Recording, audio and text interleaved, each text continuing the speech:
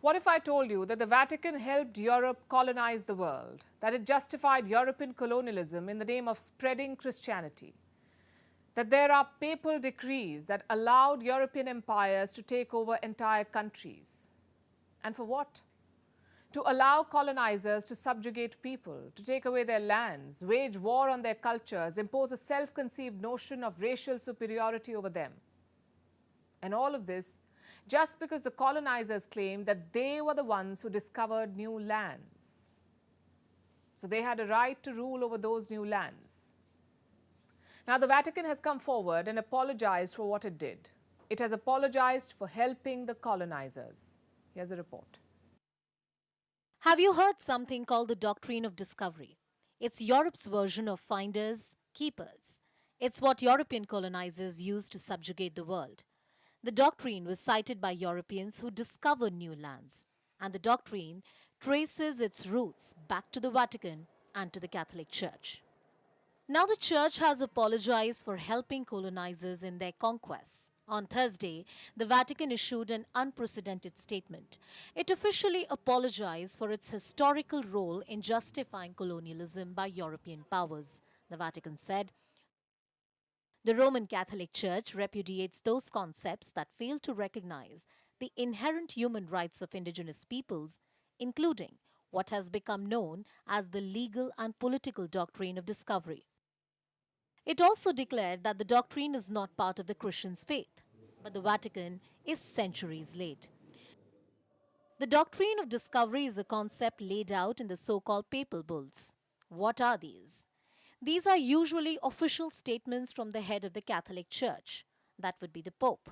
So no less than the popes were involved in justifying European colonialism. Their decrees were used extensively in the conquest of Australia, Canada, New Zealand, Africa, and the United States. The colonizers claimed that they had the approval of the church to have sovereignty, property, and commercial rights in lands they discovered. Here's an example. Papal decrees in the 15th century permitted Portugal to subjugate Muslims and the non-Christians in Africa. That's not even the ugliest part of these decrees. The Vatican was quite explicit when it came to who Europe could colonize. It could only be non-Christians. So colonialism was essentially used as a tool by the Vatican to spread Christianity across the world. And the colonized countries paid a huge price. Take Canada, for instance.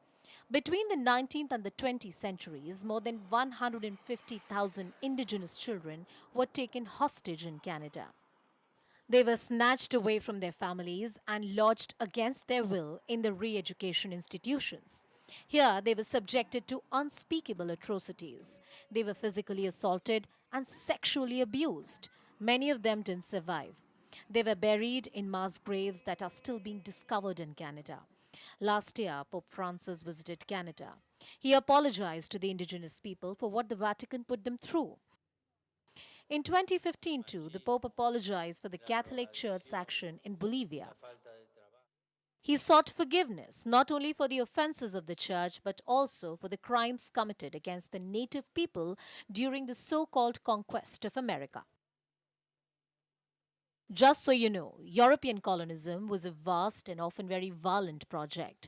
The whole world at some point or the other has been under the control of a European power. Look at the French Empire. It ruled over territory greater than the size of the Europe itself. Then there was the British Empire, the most notorious of them all. And its peak was about 25% of the world population was a subject of the British Empire. Apologies are welcome and long overdue. But preparations will be the closest they'll come to making amends.